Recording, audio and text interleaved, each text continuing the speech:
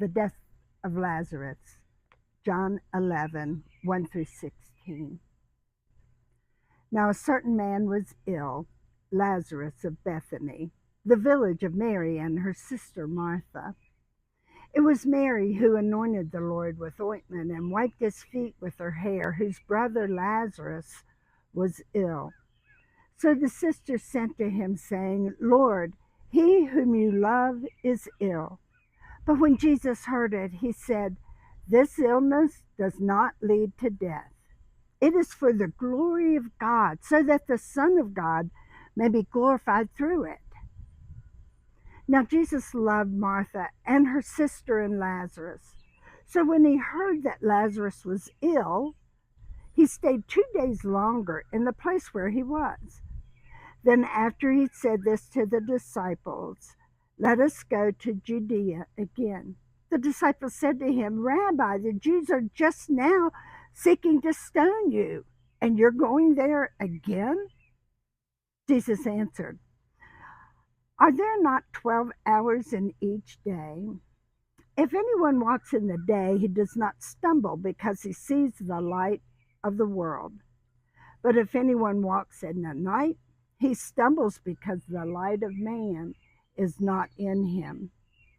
After saying these things, he said to them, Our friend Lazarus has fallen asleep, but I go to awaken him. The disciples said to him, Lord, if he's fallen asleep, he will recover. Now Jesus spoke of his death, but they thought that he meant he was taking a rest and sleep. Then Jesus told them plainly, Lazarus has died, and for your sakes I am glad that I was not there, so you may believe. But let us go to him. So Thomas, called the twin, said to his fellow disciples, Let us also go, that we may die with him.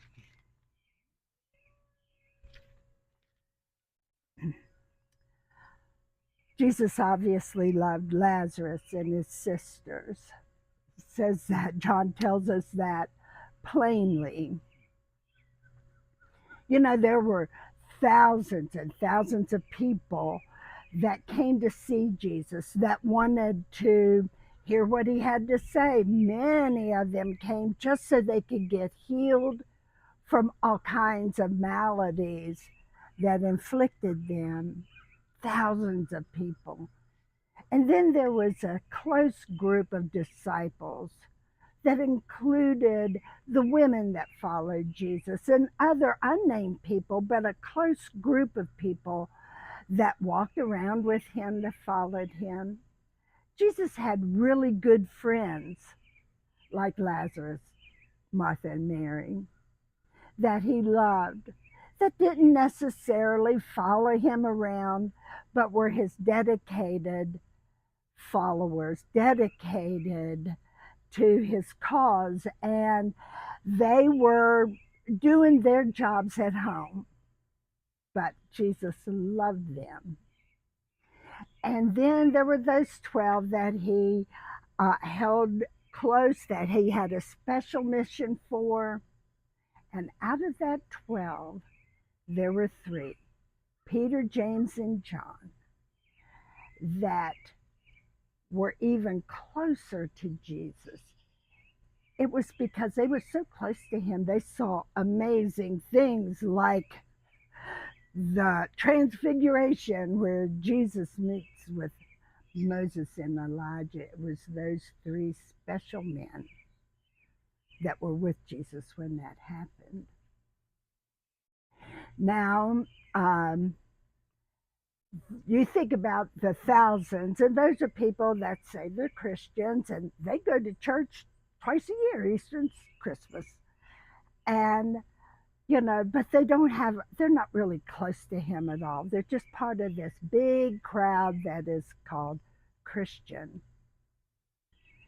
And then there's those people that are dedicated, that show up all the time, that wherever Jesus wants them to go, they follow him, they support him, they give. like the women gave. That's a special group. I think that's the group I am in. I think I'm in that group that includes Lazarus, that Jesus loves, that I'm his friend, and I know Jesus loves me.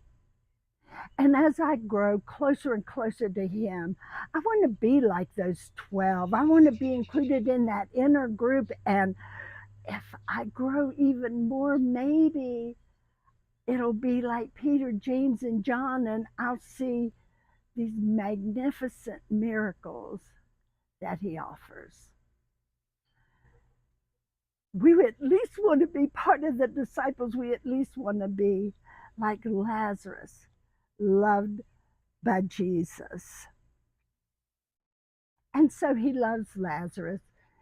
And yet, when he finds out he's sick, he delays. There's a couple things at play here. Jesus left Judea, Jerusalem in particular, because the Pharisees, the Jews there, were trying to kill him. And he walked away. And he spent time, it says, where John did his ministry. Now, John was already dead. But Jesus, I think, at this sort of the end of his ministry, wanted to be where John was, wanted to feel that closeness to John again. So when he's called to go back to Bethany, which is like next door to Jerusalem, he now knows that this isn't just to raise Lazarus from the dead. Jesus knew he was going to do that, but this is a stop in his journey where they're not going to take his life, but the time has come for him to give it up. And so it's all part of the timetable that God established from the beginning, exactly when and where his son, his gift to us, would die. So there's that in play. All of these prophecies have to be fulfilled, and now is the time.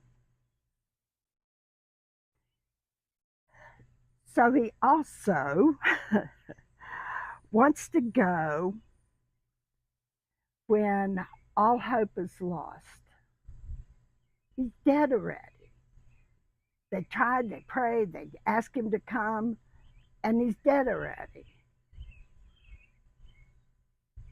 And so when the disciples are curious about where we're going, and he says, you have two choices. You can walk in the day or you can walk at night. And right now is the time to walk in the day, because the light of the world is with you right now.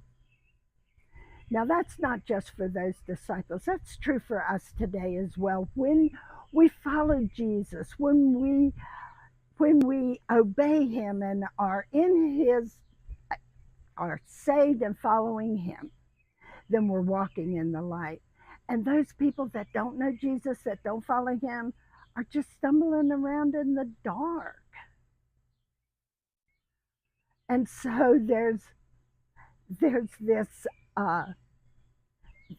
admonition from him that the time has come, you have me with you, and so we're going to walk in the light, and you're going to walk in the light. I'd say I am happy that I have that light of the world, Jesus, to guide my path.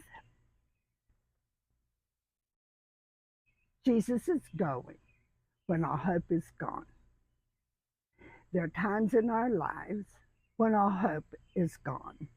Sometimes it is a real death in our family, and our grief is so hard to bear.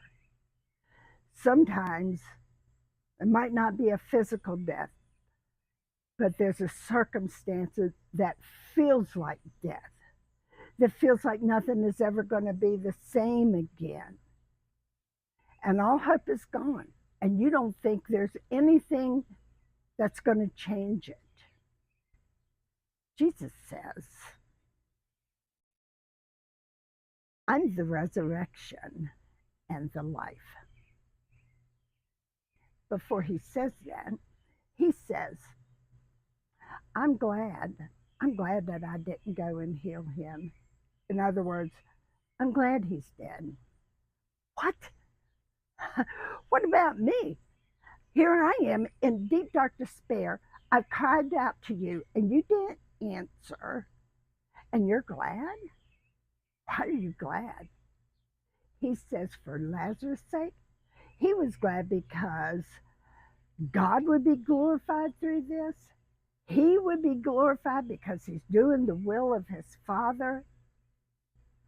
It's a strange thing to see somebody in pain and understand so clearly what's on the other side that their pain will give birth to a new life, a whole new life.